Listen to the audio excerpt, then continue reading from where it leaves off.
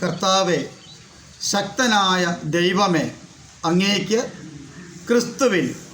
ക്രിസ്തുവിനോടുകൂടെ ക്രിസ്തുവിൽ തന്നെ പരിശുദ്ധാത്മാവുമുള്ള ഐക്യത്തിൽ എല്ലാ ആരാധനയും മഹിമയും എന്നും എന്നേക്കും ആമേൻ. സർവശക്തനായ പരിശുദ്ധ ത്രിത്വം നമ്മളെ എല്ലാവരെയും സമൃദ്ധമായി അനുഗ്രഹിക്കട്ടെ. ഇന്നത്തെ ദിവസത്തിനൊരു പ്രത്യേകതയുണ്ട്. കാരണം എൻ്റെ ജന്മദിനം ഇന്ന് ആഘോഷിക്കുകയാണ്. പലപ്പോഴും അമ്മ പറയാറുണ്ട് കർക്കിടകം 15 എൻ്റെ ജനന ദിവസമെന്ന്. എന്നാൽ ഞാൻ ആ സമയത്ത് കലണ്ടറിലേക്ക് നോക്കുമ്പോൾ കർക്കിടകം 15 ജൂലൈ 30 ഒരുമിച്ച് വരാറില്ല. എന്നാൽ ഈ മാസത്തിൻ്റെ പ്രത്യേകത ജൂലൈ 30 എന്ന ദിവസവും കർക്കിടകം 15 ഒരുമിച്ച് ചേർന്ന ഒരു ദിവസമാണ്. ആയതിനാൽ ഇന്നെൻ്റെ ബർത്ത്ഡേ ആഘോഷിക്കുവാനായിട്ട് എനിക്ക് കഴിഞ്ഞു. പ്രത്യേകിച്ചൊരു ആഘോഷവുമൊന്നുമില്ല. എൻ്റെ ഭാര്യ മേടിച്ചെന്ന ഒരു ഉടുപ്പും ഇട്ട് ഞാൻ അതിരാവിലെ പള്ളിയിലേക്ക് പോയി. അപ്പോൾ അച്ഛൻ വളരെ നല്ല രീതിയിൽ ഒരു ബർത്ത്ഡേ ആശംസ നേർന്നു. അതുപോലെ തന്നെ എൻ്റെ ഏറ്റവും പ്രിയ കൂട്ടുകാരനും വിശ്വസ്തനും സ്നേഹിതനുമായ വിജിൻ ബ്രദറും ആദ്യമായിട്ട് ബർത്ത്ഡേ ആശംസകൾ നേർന്നു. അതുപോലെ മറ്റെല്ലാ സഹോദരന്മാരും. ഈ അവസരത്തിൽ വളരെയധികം പ്രധാനപ്പെട്ട 1-2 കാര്യങ്ങൾ ഞാൻ നിങ്ങളോട് ഷെയർ ചെയ്യുവാൻ ആഗ്രഹിക്കുകയാണ്. അതായത് നന്മ നിറഞ്ഞ അല്ലെങ്കിൽ നീതി നിറഞ്ഞ ഒരു പുണ്യകർമ്മം ചെയ്യുക എന്നത് പറയുമ്പോൾ, അല്ലെങ്കിൽ നന്മ നിറഞ്ഞ ഒരു സ്നേഹകർമ്മം ചെയ്യുക എന്ന് പറയുമ്പോൾ അതിന് ഏറ്റവും പ്രധാനപ്പെട്ട നന്മയെന്ന് പറഞ്ഞാൽ നമ്മൾ എപ്പോഴും ചെയ്തുകൊണ്ടിരിക്കുന്ന ഒരു നന്മ ചെയ്യുക എന്നതിനപ്പുറത്തായിട്ട് നമ്മൾ പലപ്പോഴും മാറ്റിവെച്ച, അല്ലെങ്കിൽ നമുക്ക് സാധിക്കുകയില്ല എന്ന് പറഞ്ഞ് മാറ്റിവെച്ച പല കാര്യം ചെയ്യുന്നതാണ് എപ്പോഴും നീതി നിറഞ്ഞ നന്മയെന്നാണ് ഞാൻ മനസ്സിലാക്കുന്നത്. ഈ നീതി നിറഞ്ഞ നന്മ പലപ്പോഴും മാറ്റിവെക്കുമ്പോൾ നമുക്ക് പലപ്പോഴും നമ്മുടെ ജീവിതത്തിൽ ടേണിംഗ് പോയിൻറ്റിൽ പലപ്പോഴും തകർച്ചയിലേക്ക് പോകാറുണ്ട്. ചിലപ്പോൾ പല അപകടങ്ങൾ സംഭവിക്കാറുണ്ട്. അതുപോലെ തന്നെ ചിലപ്പോൾ മരണത്തിലേക്ക് തന്നെ പോകാറുണ്ട്. പക്ഷേ ഈ ടേണിംഗ് പോയിൻറ്റിൽ നമ്മൾ മാറ്റി നിർത്തി വെച്ചിട്ടുള്ള പല കാര്യങ്ങളും ചെയ്യുമ്പോൾ അത് നീതി നിറഞ്ഞ നന്മയായി തീരും എന്നുള്ള സത്യം നാം മനസ്സിലാക്കേണ്ടിയിരിക്കുന്നു. അതുപോലെ തന്നെ നമുക്ക് 100 പേരുണ്ടെങ്കിൽ 100 പേരെയും നേടുന്നതിന് വേണ്ടി ഓരോ വ്യക്തികളെയും നേടുകയാണെങ്കിൽ അത് വലിയ നേട്ടമായിരിക്കും. സ്നേഹിതന്മാരാണ്, അല്ലെങ്കിൽ സ്നേഹിതനെ നേടുക, അല്ലെങ്കിൽ നന്മ ചെയ്യുക എന്ന് പറയുമ്പോൾ 30 പേരുണ്ടാവും. ചിലപ്പം 100 പേരെ നേടിയവരിൽ 30 പേരെ നേടിയവരുണ്ടാവും, 20 പേരെ നേടിയവരുണ്ടാവും, 50 പേരെ നേടിയവരുണ്ടാവും. എന്നാൽ ആ ഓരോ 30 പേരെ ഒരുമിച്ച് നേടുകയാണെങ്കിൽ നമുക്ക് ഒറ്റയടിക്ക് 30 പേരെ ഒരുമിച്ച് സ്നേഹിക്കാൻ പറ്റും. അതിനപ്പുറത്ത് ഓരോ വ്യക്തികളെയും നമ്മൾ നേടുകയാണെങ്കിൽ ആ ഒരു ബന്ധം ആയിരിക്കും എല്ലാ ജീവിതത്തിൻ്റെ വിജയത്തിന് കാരണം. അപ്പം അങ്ങനെ നമ്മൾ 100 പേരെ നേടുകയാണെങ്കിൽ 100 പേർക്കും നമുക്ക് 100 പേരെ നേടുന്ന ഒരു വിജയമായിരിക്കും. ആ 100 പേരെ വെച്ചുകൊണ്ടായിരിക്കും നമ്മുടെ ജീവിതത്തിൽ വിജയത്തിലേക്ക് നമ്മളെ എത്തിക്കുന്ന ഏറ്റവും വലിയൊരു ബന്ധമെന്നത് നാം മനസ്സിലാക്കേണ്ടിയിരിക്കുന്നു. അതുപോലെ തന്നെ വേറൊരു കാര്യം എനിക്ക് പറയാനുള്ളത് വളരെ പ്രധാനപ്പെട്ട ഒരു കാര്യമാണ്. നമ്മുടെ ജീവിതത്തിൽ നമുക്ക് നന്മ ചെയ്യുന്നതിൽ വളരെയധികം നമുക്ക് തീക്ഷ്ണത ഉണ്ടായിരിക്കേണ്ട വ്യക്തിത്വമാണ് ഉണ്ടായിരിക്കേണ്ടത്. പലപ്പോഴും നമ്മുടെ ജീവിതത്തിൽ അത് ഉണ്ടാകാറുണ്ടോ എന്ന് ചിന്തിക്കേണ്ടിയിരിക്കുന്നു. ഞാൻ ആദ്യം ഈ പരിയാരം മെഡിക്കോളിൽ വന്നപ്പോൾ ഒരു KGNA എന്ന സംഘടനയാണ് ഉണ്ടായിരുന്നത്.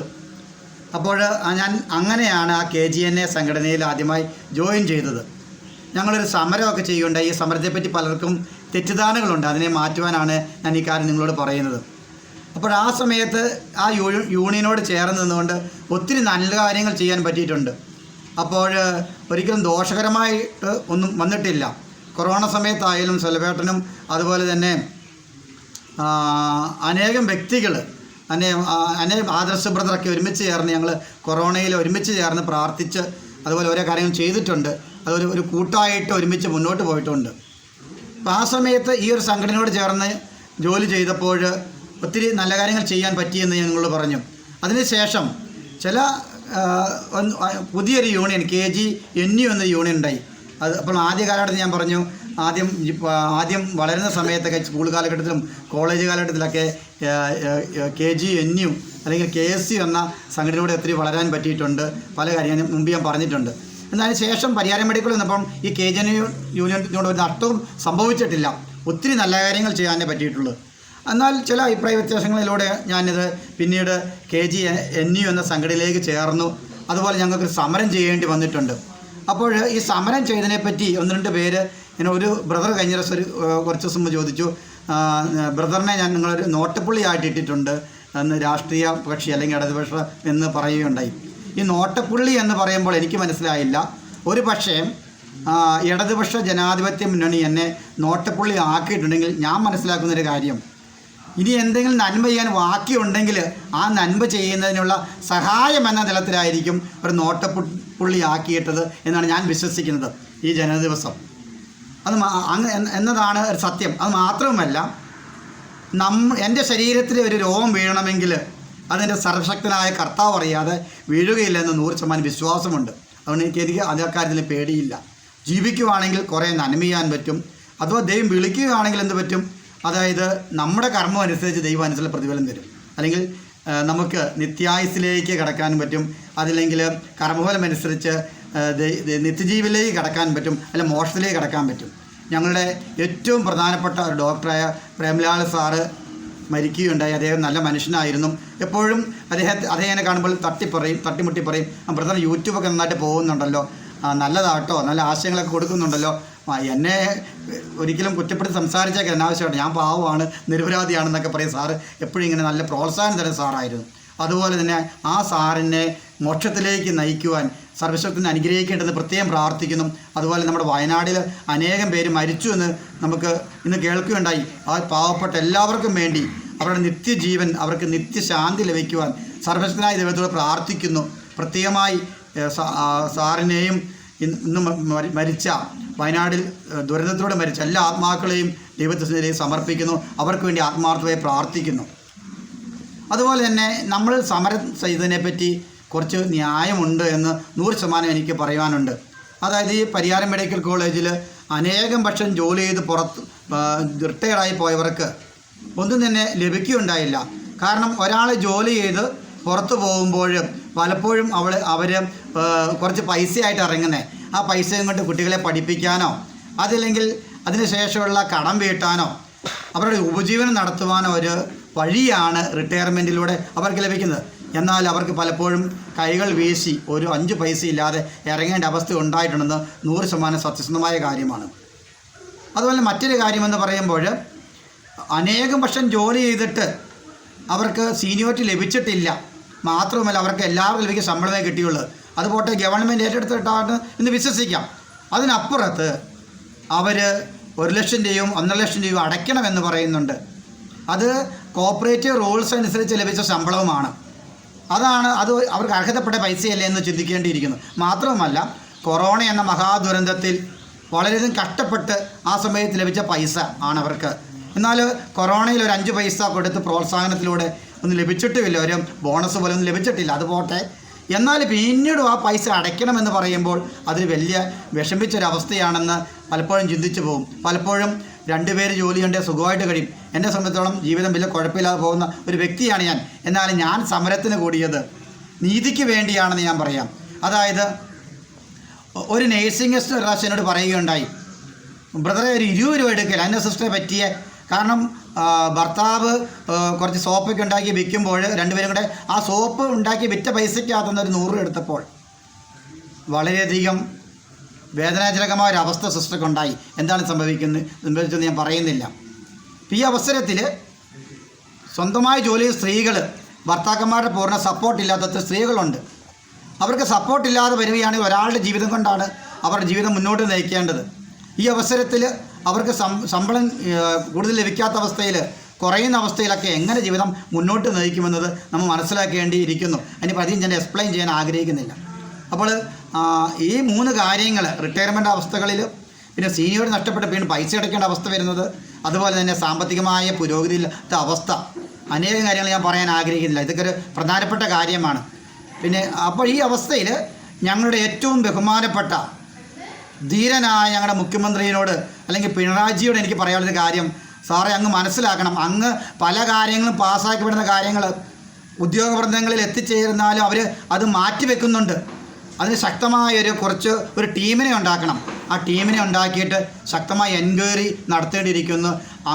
ആരാധ്യനായ അല്ലെങ്കിൽ വളരെയധികം സ്നേഹം നിറഞ്ഞ ധീരനായ അങ്ങയോട് എനിക്ക് പറയാനുണ്ട്, എത്രയും പെട്ടെന്ന് അത് അന്വേഷിക്കണം. ഈ നീതി സ്ഥാപിക്കുന്നതിന് വേണ്ടി പരിഹാരത്തുള്ളവർക്കും നീതി സ്ഥാപിക്കുന്നതിന് അങ്ങ് ഇടപെടണമെന്ന് വിനീതമായി അപേക്ഷിക്കുന്നു. അതുപോലെ തന്നെ ഉദ്യോഗവൃന്ദങ്ങൾ പല കാര്യങ്ങൾ പാസ്സാക്കി അങ്ങ് കാര്യങ്ങൾ ഉദ്യോഗവൃന്ദങ്ങൾ അതിൽ താമസിപ്പിക്കുകയും വേണ്ട നടപടി എടുക്കാത്തപ്പോൾ അങ്ങേക്ക് തന്നെയാണ്, ഒരു തെറ്റും ചെയ്യാതെ അങ്ങേക്കാണ് മോശപ്പേര് വരുന്നത്. അദ്ദേഹം അങ്ങ് ചെയ്യുന്ന നല്ല കാര്യങ്ങൾ പോലും പലപ്പോഴും ജനങ്ങളിൽ എത്തിച്ചേരുന്നില്ല എന്ന് ഞാൻ വിശ്വസിക്കുന്നു. അതുപോലെ തന്നെ ഏറ്റവും പ്രധാനപ്പെട്ട ഞങ്ങളുടെ മോദിജി ഒത്തിരി നല്ല കാര്യങ്ങൾ ചെയ്തിട്ടുണ്ട്. അദ്ദേഹത്തിൻ്റെ പ്രധാനമായി പറയാൻ രാജ്യസ്നേഹമാണ്. രാജ്യം വളരെയധികം സൈനിക ശക്തിയിലും രാജ്യസ്നേഹത്തിലും ശക്തിപ്പെട്ടു വരുന്നുണ്ട്. അതിനോടൊപ്പം തന്നെ വേറൊരു കാര്യം എന്ന് പറഞ്ഞാൽ ആധാറൊക്കെ വളരെ കൃത്യമായി ചെയ്തതിന് മൂലം, അതുപോലെ പണമൊക്കെ പണപ്പെരുപ്പം മാറ്റി കുറേ കൂടെ സ്ട്രിക്റ്റാക്കിയതിന് മൂലം അനേകം കള്ളപ്പരിപാടികൾ നിൽക്കുകയും അതിന് കുറച്ചുകൂടി മൂല്യമുണ്ടായി തീരുകയും ചെയ്തിട്ടുണ്ടെന്ന് വിശ്വസിക്കുന്നു. എന്നാൽ സാമ്പത്തികമായ പല കാര്യങ്ങളിലും പുരോഗതി വരുന്നില്ല. പിന്നെ മതേതരത്വത്തിൻ്റെ കാര്യത്തിൽ കുറച്ച് പുറകോട്ടാണെന്ന് വ്യക്തമായിട്ട് ഞാൻ വിശ്വസിച്ച് പോവുകയാണ്. അതുപോലെ നമ്മുടെ വളരെയധികം സ്നേഹം നിറഞ്ഞ മതേതരത്വത്തിൻ്റെ മൂല്യം നിറഞ്ഞ ഞങ്ങൾ രാഹുൽജി, അദ്ദേഹം ജോടയാത്രയിലൂടെ ജനങ്ങളിലേക്ക് സമാധാനവും ശാന്തിയും നൽകുകയും അതോടൊപ്പം പാവപ്പെട്ടവരെ ഉയർത്തുന്നതിന് വേണ്ടി അദ്ദേഹം ആ ജോടയാത്ര ഒത്തിരി നല്ല കാര്യങ്ങൾ ചെയ്തു. അദ്ദേഹത്തിൻ്റെ ആ യാത്രയിലൂടെ സത്യം, സ്നേഹം, അഹിംസ, സമത്വം, സാഹോദര്യം, സ്വാതന്ത്ര്യം എന്നീ ചൈതന്യങ്ങൾ ജനങ്ങളിൽ എത്തിച്ചു കൊടുക്കാൻ പറ്റി. അദ്ദേഹത്തിന് ആ കഴിഞ്ഞ ഇലക്ഷനിലൂടെ ആ വിജയം നമുക്ക് കാണിച്ചു തരാൻ പറ്റി എന്ന് പൂർണ്ണമായി ഞാൻ വിശ്വസിക്കുകയാണ്.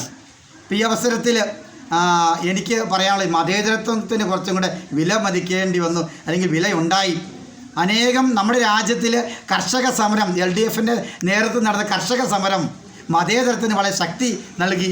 മാത്രമല്ല ഈ മറ്റ് എല്ലാ സംസ്ഥാനങ്ങളിലും ഇത്തരത്തിലുള്ള മതേതരത്വത്തിനുള്ള സ്വാധീനം കുറച്ചുകൂടി കൊടുത്താൽ ഞാൻ പൂർണ്ണ വിശ്വസിക്കുന്നു ഒരു സംസ്ഥാനത്ത് ഇടതുപക്ഷ ഒരു MP വരെ ലഭിക്കും, ഒരു MP വരെ ലഭിക്കും നമ്മുടെ പാർലമെൻറ്റിൽ, ഇന്ത്യ പാർലമെൻറ്റിലേക്ക്.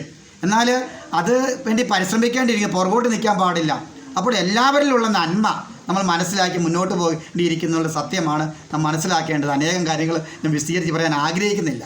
അതുപോലെ തന്നെ പരിശുദ്ധ കത്തോലിക്ക സഭയുടെ മുന്നേറ്റം, കത്തോലിക്ക സഭയുടെ അടുത്ത് മറ്റ് ക്രൈസ്തവ സഭയുടെ മുന്നേറ്റം, നാനാജാതി മതസ്ഥരുടെ മുന്നേറ്റം, ഇത് വളരെയധികം വിലമതിക്കേണ്ടതാണ്. അതായത് എല്ലാവരെയും മതമില്ല, രാഷ്ട്രീയമില്ല, പാവപ്പെട്ടവരെന്ന് പണക്കുന്ന എല്ലാവരെയും ക്രിസ്തുവിൻ്റെ ആ സ്വാതന്ത്ര്യത്തിലേക്ക് അല്ലെങ്കിൽ ക്രിസ്തുവിൻ്റെ ആ സമാധാനത്തിൽ നയിക്കുന്ന നമ്മുടെ തട്ടിൽ പിതാവും അതുപോലെ തന്നെ നമ്മുടെ ബഹുമാനപ്പെട്ട തലശ്ശേരി യുവതിയെ മുന്നോട്ട് നയിക്കുന്ന പാമ്പ്ളാനി പിതാവും കണ്ണൂർ യുവതിയെ മുന്നോട്ട് അലക്സ് പിതാവിൻ്റെ എല്ലാം വളരെയധികം മതേതരത്വം നിറഞ്ഞ സ്നേഹം നിറഞ്ഞ ആ മുന്നോട്ട് നയിക്കുന്ന അവസ്ഥയെ ഒരിക്കലും പറഞ്ഞു തരാൻ പറ്റത്തില്ല. ഞാൻ ശാന്തശൈലി വിനീത ഹൃദയനുമാൻ നിങ്ങൾ എന്നെ നിന്ന് കണ്ടുപിടിക്കുമെന്ന് പറഞ്ഞുകൊണ്ട് ക്രിസ്തുവിൻ്റെ മനോബോധത്തോടെ വളരെയധികം അത്ഭുതകരമായ രീതിയിലാണ് ഈ സഭാപിതാക്കന്മാരെല്ലാവരും നമ്മൾ മുന്നോട്ട് നയിക്കുന്നത്. മദർ തെരേസയിലെ ഞങ്ങളുടെ ഇടവ വികാരിയച്ഛനും എല്ലാവരും വളരെ അത്ഭുതമായിട്ട് തോന്നും. അവിടെ മതം പോലും നോക്കാൻ എല്ലാവരെയും മുന്നോട്ട് നയിക്കുന്ന നല്ലൊരു ക്രൈസ്തവ ധീരത മുന്നോട്ട് നയിക്കുന്നു. അതുപോലെ തന്നെ ഹൈന്ദവരായാലും നല്ല സ്നേഹത്തിൽ എല്ലാവരെയും മുന്നോട്ട് നയിക്കാൻ സഹായിക്കുന്നു. അതുപോലെ തന്നെ പരസ്പര സ്നേഹം നിറഞ്ഞ മനോഭാവത്തോടു കൂടി, അതായത് ഒരു മുസ്ലിം സഹോദരന്മാർ നിലനിൽക്കുന്ന പരസ്പര സ്നേഹവും അതുപോലെ മറ്റൊരു സഹായിക്കാനുള്ള സന്മനസ്സും ദൈവവിശ്വാസവും എല്ലാം നമുക്ക് വളരെ പ്രചോദനകരമാണ്. അപ്പോൾ ഈ അവസരത്തിൽ അനേകം കാര്യങ്ങൾ പറയാൻ ആഗ്രഹം ഞാൻ ചുരുക്കുകയാണ്. അപ്പോൾ ഈ ജന്മദിനത്തിൽ എനിക്ക് വേണ്ടി പ്രാർത്ഥിച്ചവർക്കും എനിക്ക് വേണ്ടി എല്ലാ ആശംസകൾ നേർന്നവർക്കും 1000 നന്മകൾ നേർന്നുകൊണ്ട് അതുപോലെ തന്നെ നമുക്ക് ഒത്തൊരുമിച്ച് മുന്നോട്ട് പോകാൻ ഒരു കാര്യങ്ങൾ ഞാൻ പറയുവാൻ ആഗ്രഹിക്കുന്നു. നമുക്കറിയാം പല സ്ഥലങ്ങളിലും